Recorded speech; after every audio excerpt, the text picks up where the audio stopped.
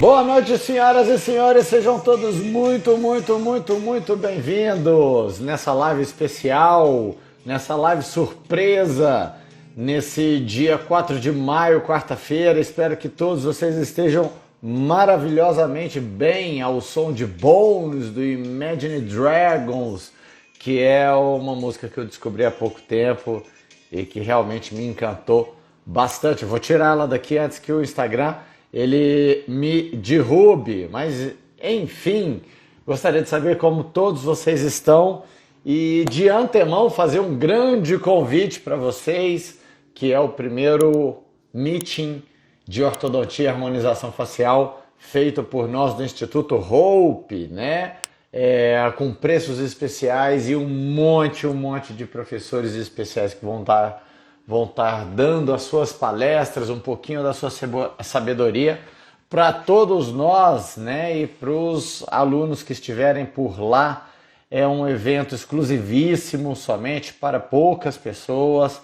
Nós vamos estar sábado o dia inteiro falando sobre ortodontia e sobre harmonização facial, é claro. Então, deixa eu dar um spoiler aqui para vocês de quem vai estar lá.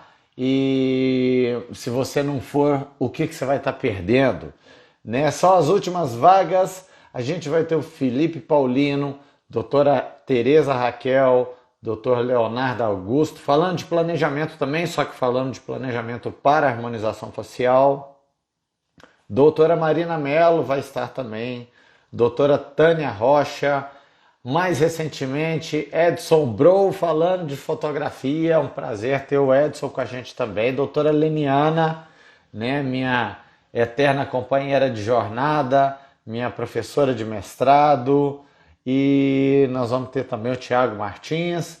E é isso aí. Então a gente tem 9 palestrantes comigo também, que vou estar falando de planejamento de casos clínicos complexos. Então não perca, se der para você ir, vai ser um evento aqui em Belo Horizonte feito com muito carinho e eu tenho certeza que todos vocês vão gostar demais, até porque o preço está muito atrativo. Então, se eu fosse você, eu não perderia de jeito nenhum o primeiro congresso, o primeiro meeting do Instituto Hope. Muito bem, feito o convite. Agora eu gostaria de responder algumas perguntas das quais um monte de gente me fez durante essa semana inteirinha. E o que mais me deixou curioso é que não é nada relativo a planejamento em ortodontia ou algum aspecto da execução que a gente possa ter ou alguma dificuldade biomecânica que algum aluno tenha. Não, são perguntas mais blogueirinhas, digamos assim. Então, olha que interessante, eu vou tentar começar a respondê-las agora, e se eu não conseguir, se eu me estender demais nesse assunto de planejamento, o qual eu gosto muitíssimo, a gente retorna amanhã e termina o nosso papo. Então, a primeira pergunta que me mandaram aqui, pergunta do Cristiano, é a pergunta mais blogueirinha que eu já tive em toda a minha vida. Olha só que interessante. Me conte um pouco da sua história com a ortodontia. A minha história com a ortodontia? Nossa, que profundo. Bom, eu venho do interior de Minas Gerais, de Uberaba, né? Para quem já me conhece há mais tempo, uma cidade essencialmente agropecuária, mais pecuária do que agro, mas ela é essencialmente agropecuária. Eu sou filho de um promotor, que foi mais fazendeiro do que promotor, e sou filho também de uma funcionária pública federal, que também de alguma forma foi mais fazendeira do que funcionária pública, né? Dessa forma, meu contato com a ortodontia, meus primeiros contatos, não veio de um ambiente com muita tradição odontológica, que eu imagino que é o que aconteceu com a maior parte de vocês. A maior parte de quem está aqui, de quem se tornou ortodontista, não nasceu em uma cidade com grande tradição em ortodontia ou em odontologia, não é verdade? Poucos de nós nascemos em Bauru, por exemplo, que tem muita tradição em odontologia. Poucos de nós nasceu em Maringá, que é uma cidade que também tem muita tradição. em Campinas, em São José do Rio Preto, em cidades como Ribeirão Preto. São cidades que têm muita tradição. Araraquara também, a Unesp de Araraquara tem muita tradição em odontologia. Acredito que a maior parte de nós não. Isso quer dizer que a gente não veio de um ambiente com muita tradição e dessa forma eu também não acabei sendo influenciado por esse ar de pesquisa ou essa tradição cultural que existe em certas cidades de seguirem, né, tradicionalmente algumas profissões específicas, como acontece, por exemplo, em Brasília, onde todo mundo é político ou vai fazer concurso público, por exemplo, né? Eu fiz odontologia e eu fiz ortodontia junto com a odontologia. Eu comecei a fazer ortodontia no terceiro período de faculdade. Isso foi possível por conta da minha irmã. E eu comecei muito cedo, me interessava muito cedo a ortodontia, né? Mas talvez os grandes motivos que me levaram para a odontologia são exatamente aqueles que são muito corriqueiros na vida de qualquer pessoa que decide fazer odontologia na vida. Por que uma pessoa que tem 1 milhão de profissões para escolher, que são mais contemporâneas ou não, que são mais tradicionais ou não, por que uma pessoa vai para odontologia? O que leva uma pessoa a ser dentista? Você já parou para pensar sobre isso? Na verdade, eu tenho uma opinião muito criteriosa a respeito disso, né? Uma pessoa faz odontologia por 3 motivos básicos. A primeira delas é quando você tem um parente próximo que de alguma forma te influencia, né? Um pai que é dentista, ou uma mãe, ou um irmão, ou um tio, alguém próximo ali da sua convivência familiar que pode ter ou não algum sucesso com odontologia, mas isso acaba te contaminando por quem a pessoa é ou pelo sucesso que ela teve na carreira dela, né?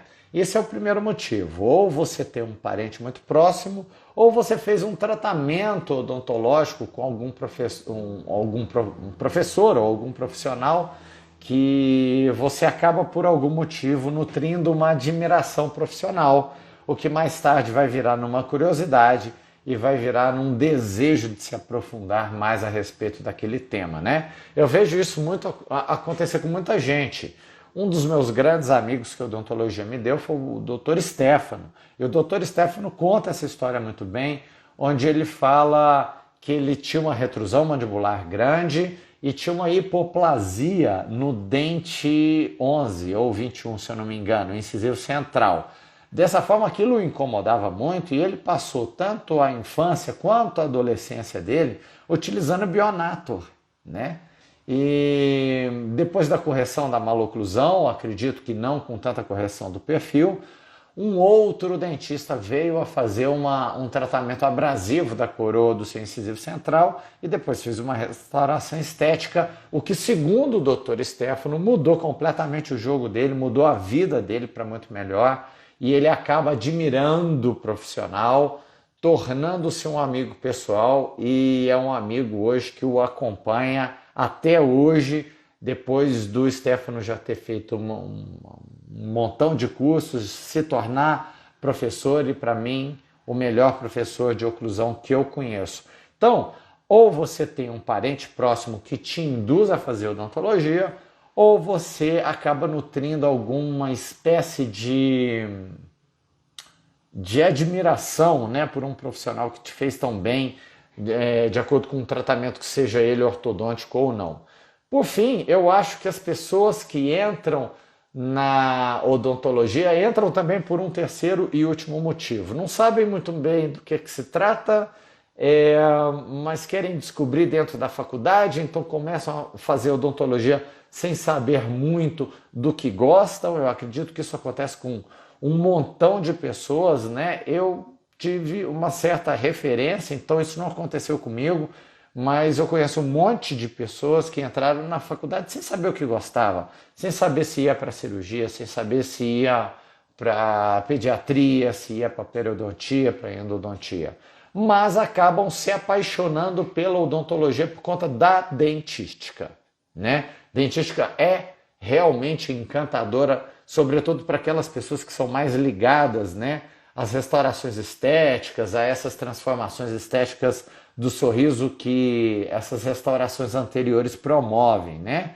Então, eu acho que são esses três motivos. E se você me perguntar qual que foi a minha grande influência, qual desses três motivos que me levou a fazer odontologia, na verdade, eu acredito que eu sou fruto do primeiro grupo, né, dos influenciados, né? Eu tenho uma irmã ortodontista que, de certa maneira, me influenciou muito a seguir essa carreira. Mas é importante dizer que, a priori, é muito difícil a gente... Olha que eu estou nessa área, já dou aula há alguns anos, né? Mais de uma década, 15 anos mais ou menos. Ninguém faz odontologia por amor platônico à profissão. Nossa, eu vim aqui fazer o seu curso, eu entrei nessa faculdade porque eu acho que eu nasci para isso. Eu tenho algo que me despertou e alguém um dia na minha vida falou que eu deveria fazer odontologia e eu acho que eu nasci para isso. Então, o amor platônico pela profissão, ninguém faz por conta disso. Ninguém faz odontologia por amor platônico, nem por conta da demanda. Eu acho que ortodontia, sim. Ortodontia as pessoas fazem por demanda, né? Eu vejo um monte de alunos chegar nos cursos que a gente vai dar e falam, olha, eu vim fazer o curso intensivo de ortodontia, por exemplo, porque aumentou imensamente o número de pacientes no meu consultório, ou o meu ortodontista foi embora e eu preciso agregar esses pacientes na minha vida clínica.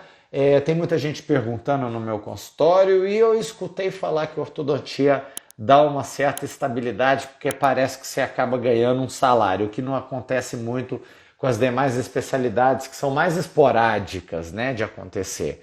Então, eu acho que por conta da demanda ninguém faz odonto. Faz orto, mas não faz odonto.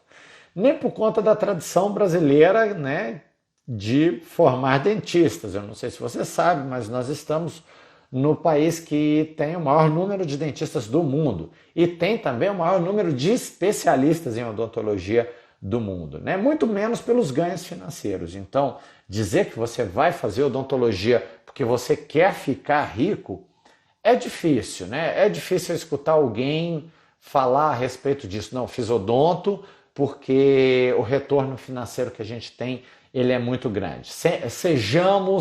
Sejamos francos em relação a isso, né? Embora eu acredite piamente que odontologia é uma das especialidades que mais vai te dar um retorno financeiro se você souber trabalhar com ela. Sim, eu acredito nisso, tá? Acredito mesmo. Por quê? Porque eu já vi acontecer, porque parte desse sucesso financeiro eu tive a grata surpresa de presenciar na minha vida pessoal e porque também se existe um monte de pessoas fazendo isso, muito provavelmente é porque existe uma demanda financeira e um retorno financeiro interessante. Então, eu separei até aqui não um artigo, mas uma pesquisa que eu fiz recentemente sobre os estados brasileiros com o maior número de dentistas. Deixa eu afastar aqui um pouquinho para ler melhor, que eu estou com o computador, com a tela do computador aqui aberta. Olha, só para você ter uma ideia, Minas Gerais, em uma pesquisa de 2020, não faz tanto tempo assim, 2 anos atrás, Minas Gerais tinha 39.497 dentistas. Para você comparar isso, por exemplo, com a Bahia, que também é um estado muito populoso e é um estado grande também, a Bahia não tem 39 mil dentistas, ela tem apenas 14.723 dentistas.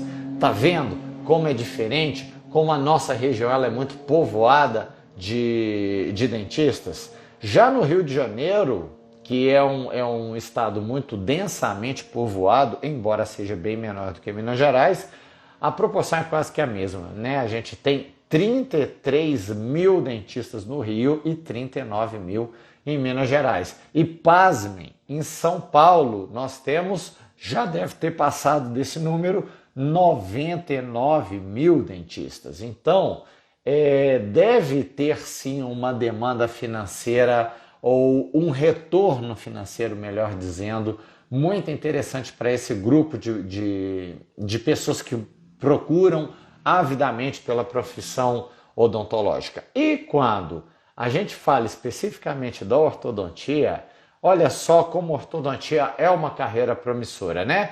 Quando a gente compara com as demais especialidades, a ortodontia ganha disparado das demais especialidades odontológicas que a gente tem em números de praticantes. Isso eu estou falando só dos especialistas, tá? Não estou falando de quem é um clínico geral e fez algum tipo de aperfeiçoamento, não. Então veja bem, deixa eu pegar um número aqui qualquer. Isso de 2000, tá? Do ano 2000. Dentistas que são especialistas em dentística, 6.388. Eu, francamente, achava que era muito mais. São 6.388. Dentistas que são especialistas em endodontia. Endodontia tem bastante gente. São 16.333 dentistas. Quem faz? Especialista, tá? Implantodontia também são 16.597. É muito pareio ali com os especialistas de endodontia. Agora, quando eu pego ortodontia, são 16 mil? Não, são 27.977 profissionais. Então não tem ninguém, né? Talvez a prótese dentária também não. A prótese dentária tem 12.255 especialistas. A gente ganha de lambuja a ortodontia das demais especialidades que existem na odontologia. Obviamente que a gente tem que fazer considerações em relação a esses números. Quer dizer o quê? Tem um lado muito positivo? Tem um lado muito positivo, onde existem mais especialistas, existem mais pesquisa e a especialidade, pelo menos teoricamente, deveria se desenvolver de uma forma mais intensa, né? Digamos assim, justamente pelo número de profissionais e o número de trabalhos científicos que são publicados na área. Isso não é mentira. Se você for pegar bem, nós temos, juntamente com os Estados Unidos, a melhor ortodontia do mundo. Eu sou categórico em falar sobre isso. Mas tem um outro lado também da concorrência, né? Que também é algo que pode pesar muito em quem pensa em partir para a área ortodôntica. Agora, o que é mais interessante desse número, embora ambos já sejam muito, muito interessantes, é que 83% de todos esses ortodontistas, sobretudo aqueles que são recém-saídos dos seus cursos de pós-graduação, não sabem planejar seus casos clínicos. 83%. Não é 50%, não é 70%, não é 60%. São 83%. Tudo bem? Então, esses números, eles tendem a ilustrar um pouquinho melhor aquilo que eu estava falando sobre o interesse que as pessoas têm, uma vez dentistas, né, uma vez graduados em odontologia, na ortodontia. Existe um retorno financeiro ainda muito grande, por isso desse número muito alto de profissionais que ainda procuram por essa maravilhosa especialidade que é a ortodontia, tá bom? Segunda pergunta, eu creio que ainda dá tempo da gente fazer a segunda, talvez a terceira, é do Leonardo. Enquanto todos nós vemos a maior parte dos alunos de ortodontia encantados com a clínica ortodôntica e os professores dedicados a criar cursos sobre técnicas e maneiras de otimizar o tratamento ortodôntico, parece que você, tá falando de mim, anda um pouco na contramão. Você acha? Me conte por que você tem esse fascínio com o tema de planejamento ortodôntico. Lembrando que esse também vai ser meu tema no primeiro meeting, né, do Instituto Hope, que vai acontecer nesse sábado, lá no espaço, no incrível espaço da Ortodente, né, no novo espaço da Ortodente. Bom, Leonardo, é verdade, eu concordo com você, né? Hoje existem um monte de técnicas ortodônticas, existe técnica para tudo, brackets diferentes, alinhadores e promessa, né? Promessa tem demais para todos os gostos. Para alguns professores, o importante é que você deveria olhar para a proporção dos dentes, né? Falando especificamente de planejamento de casos clínicos. Então, para alguns é muito importante a estética anterior dos dentes, a proporção dos dentes, curvas aos montes da região anterior, relação com os zênites gengivais. Não desprezando nem dizendo que isso não é importante, mas para alguns isso é mais importante do que os planejamentos clássicos. Para outros professores, o ideal é você migrar para o bracket que ele está vendendo ou para a técnica que ele defende, né? Então, eu vejo muito cursos de brackets, de autoligados, assim, assado, que foram criados na minha clínica e que são fantásticos porque eu não preciso extrair nunca mais. Mentira! Mentira! Veja bem, o fato de um bracket ter uma portinha na frente diminui a severidade da maloclusão, diminui a atresia esquelética da maxila, isso não existe, tá bom? Mas eu vejo isso muito acontecer com alguns professores, que você deve utilizar o bracket autoligado da marca tal, que foi feito na Alemanha, porque a Alemanha tem um metal que ele tem menos atrito e isso vai influenciar diretamente nos resultados que você tem. Ah, então quer dizer que se eu não usar o bracket autoligado eu não consigo chegar nos mesmos resultados ou até resultados melhores? Não sei. Para outros tantos, o ideal é a gente viver sobre a febre dos alinhadores estéticos, né? Então tudo é alinhador estético dá certo sempre e você deveria migrar e abandonar as técnicas convencionais. E outros tantos falam muito de neologismo, né? Criam um palavreado, uma falácia horrorosa para tentar, sei lá, se é vender mais curso ou se autopromover. Então, tem alguns termos que eu sou completamente contra, como acontece com ortodontia em adultos. A gente tem que fazer um curso de ortodontia em adultos, e aí eu fico pensando, então o que é que a gente fez até hoje? Então, se o paciente já parou de crescer, o que é que eu tenho feito até então durante esses últimos 20 anos, se não foi ortodontia em adultos? Por que desse termo? Por que da importância que dão para um termo que não quer dizer absolutamente nada? Absolutamente nada. Os dentes movimentam-se dentro das bases ósseas sempre do mesmo jeito. Entenderam? Então, o que é que mudou? É o cuidado que se tem que ter com o paciente adulto. Então quer dizer que anteriormente a gente não precisava ter cuidado ou a gente não tinha tecnologia para isso? Como é que os grandes ortodontistas, né, faziam com seus pacientes adultos? Como é que eles os tratavam com primazia, sendo que naquela época bandavam-se todos os dentes, utilizava-se arco de canto e por aí vai? Entendeu? Então não faz o menor sentido. Outra coisa que eu acho pífia, eu acho ridículo, é o termo tratamento híbrido. Tratamento híbrido? O que é isso? É tratar o paciente debaixo d'água e fora da água? É isso que é tratamento híbrido? Não faz o menor sentido, pessoal, porque querem atribuir um nome para tentar diminuir as limitações que a gente tem com os alinhadores estéticos. Então a gente acrescenta recursos da mecânica fixa no alinhador estético e dá um outro nome que chama tratamento híbrido. Agora meu curso é de tratamento híbrido. Pelo amor de Deus, gente, a gente usa recursos da mecânica fixa em alinhador desde que o mundo é mundo, desde o Sheridan, desde o Hilliard, que fez os alicates termoplásticos, né? Desde 94, quando surgiram os ASICs da vida, depois em 97 com a vinda do Invisalign.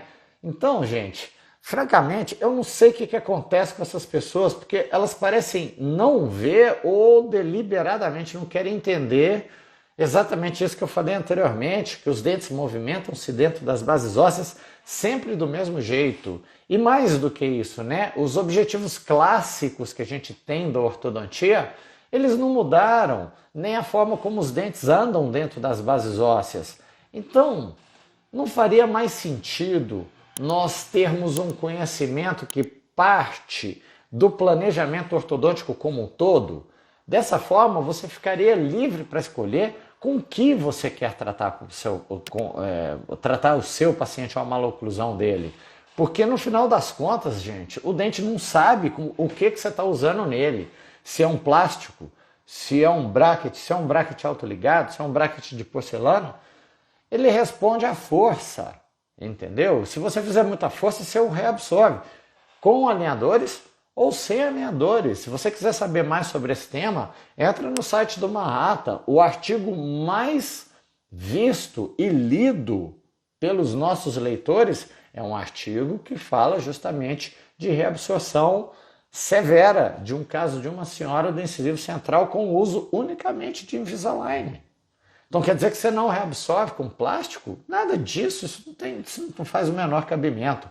Então, eu acho que a gente deveria se preocupar um pouco mais com o planejamento e talvez parte do meu encantamento com essa parte da ortodontia seja tão grande com os processos diagnósticos propriamente dito, simplesmente porque eles condizem mais com a liberdade profissional, né? Planejar bem os seus casos te permite ser livre profissionalmente, né? Em todos os sentidos, né?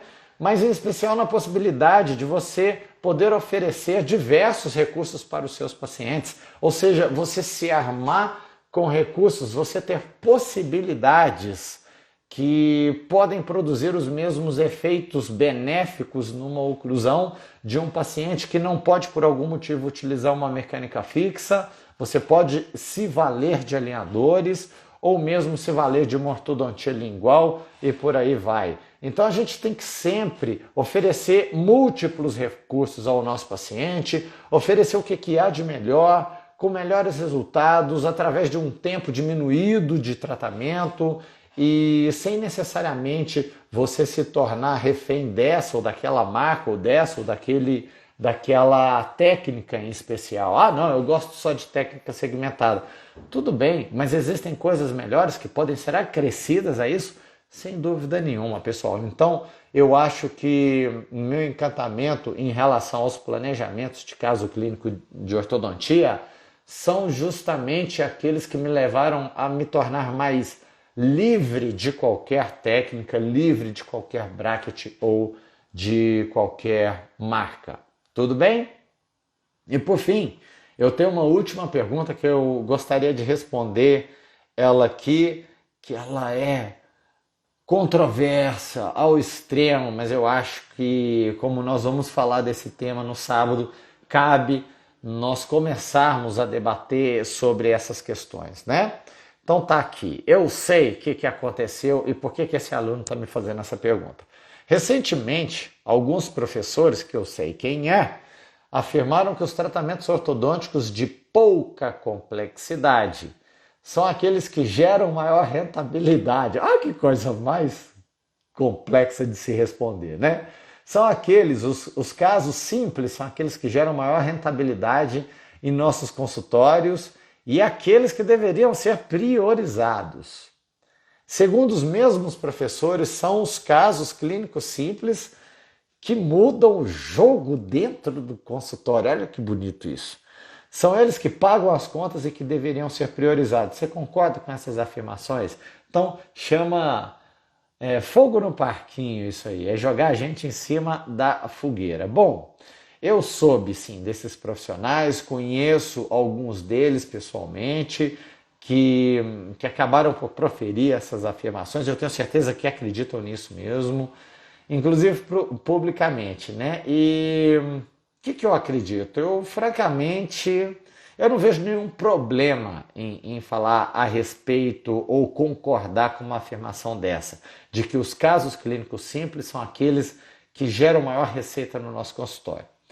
Eu não tenho o menor problema em falar sobre isso, porque eu acredito que esses profissionais que falaram a respeito disso se baseiam em alguns números estatísticos que não estão errados. Então, se você pensar bem, 55% da população brasileira é classe 1. E então, teoricamente, desses classe 1, a maior parte deles são casos simples, apresentam maloclusões de pequena complexidade.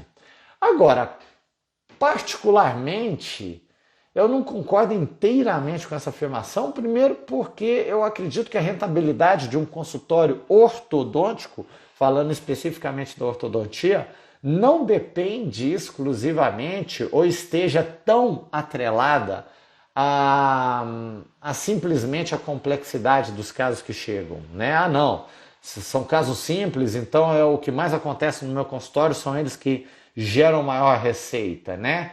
Eu acho que existem inúmeros fatores que vão ser mais importantes a rentabilidade que um consultório ortodôntico pode ter ou a falta dessa rentabilidade, né? Quantas vezes você atende seu paciente, o custo do seu material, a precificação que você está fazendo e, sobretudo, a gestão da sua clínica, eu acho que é mais importante.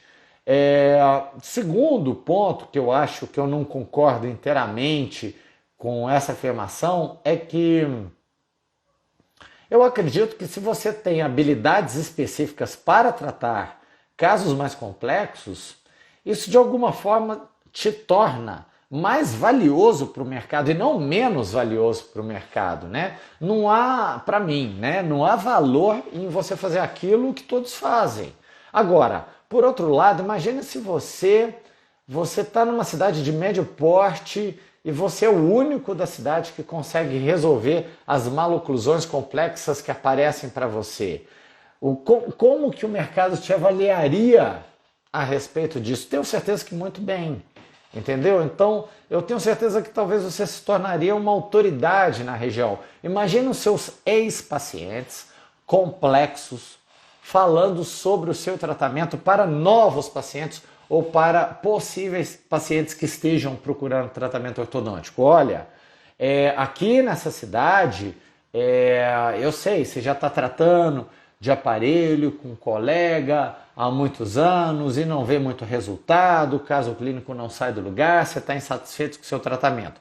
Deixa eu te falar, eu tratei com fulano, entendeu? E eu vou te falar, é caro, mas vale cada centavo. Aqui na cidade é o único que resolve. Então você quer resolver? É com o fulano. Isso, pessoal, ninguém mais te tira. E eu acho que isso tem a ver com a capacidade inerente do profissional de resolver casos complexos e não caso clínico simples. Dessa forma, até do ponto de vista pessoal, a gratificação pessoal de se tratar um caso de alta complexidade e mudar verdadeiramente a vida dos seus pacientes, isso dinheiro nenhum paga. Agora, falando financeiramente, obviamente que fazer casos clínicos mais complexos, eles acabam, de certa maneira, te dando uma visibilidade muito maior e isso pode ser atrelado a um rendimento maior do seu consultório. Então, respeitosamente, eu discordo desses colegas, né? Eu acredito que a lucratividade, o prestígio profissional, o reconhecimento,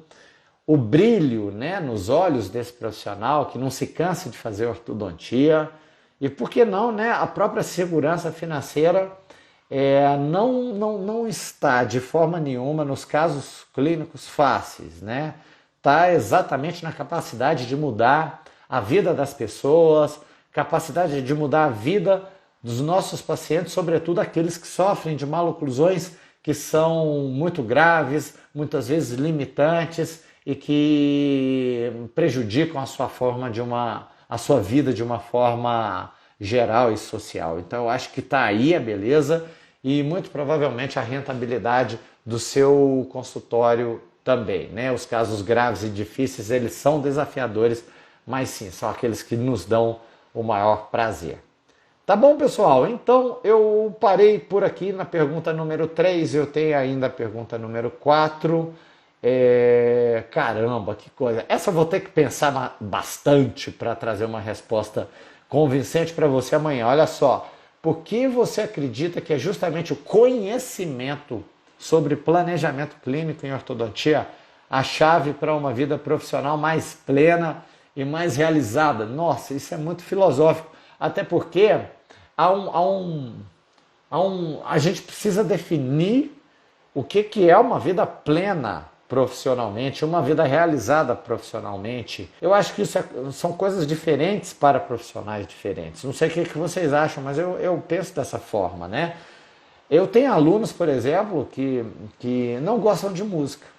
O dia que eu escutei isso, eu fiquei abismado, porque música é algo tão importante na minha vida que conhecer uma pessoa que fala abertamente não gosta, não é algo importante na vida dela. Foi até chocante quando eu escutei isso pela primeira vez. Conheço também pessoas que não gostam de viajar, gostam de ficar em casa, por exemplo. E não tem nada de errado com isso. As pessoas são diferentes entre si. Então eu acho que realização profissional, vida profissional realizada, pode ser um ponto mais subjetivo e mais difícil da gente tentar determinar o que é importante em termos de realização profissional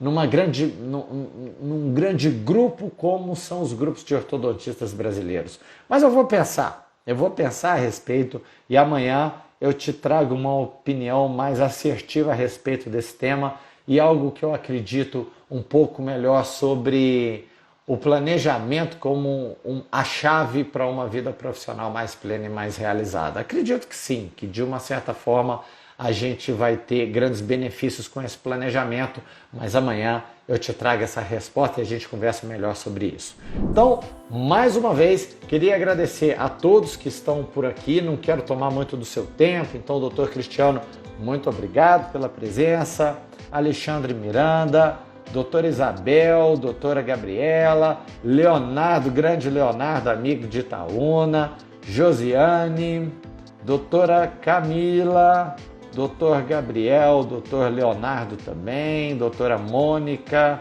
Elisa Gurgel, obrigado pela presença. Robert Lima está sempre aqui conosco, está também lá no sistema de planejamento, obrigado pela presença. Flávio Gontijo, beijo no coração, doutor Flávio, muito bom tê-lo aqui com a gente também. É um empreendedor fantástico, eu gosto demais do Flávio. Doutora Cris Melo, Maria José, obrigado pela presença. Maria José, Tomás Garcia. Dennerson, obrigado pela presença, sempre está aqui com a gente também, um ex-aluno fantástico. Flávio Souza, doutora Gabriela Nascimento, doutor Alexandre, Amanda Maxwell, Kátia, deixa eu ver quem mais está aqui, doutora Julie Sato, deve ser Juliana, Deia Coppola, doutora Samira, deve ser, né? A Samira do Intensivo 11, eu acredito. Cris Berigo, doutor Alisson Rezende, beijo no coração. E é isso aí. Pessoal, obrigado mais uma vez.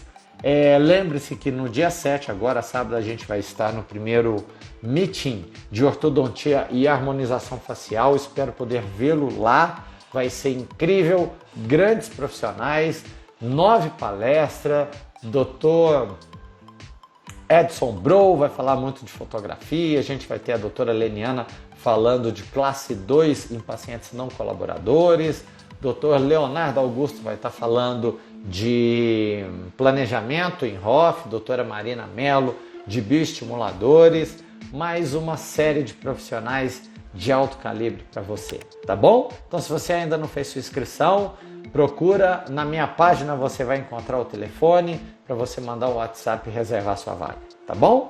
Um beijo grande, pessoal, que você tenha uma excelente noite. Amanhã a gente volta para responder as demais perguntas sobre planejamento, que é esse tema incrível que eu gosto tanto de falar e que faz tanta diferença na vida de tantos ortodontistas. Um beijo grande, boa noite e até amanhã, pessoal. Tchau, tchau.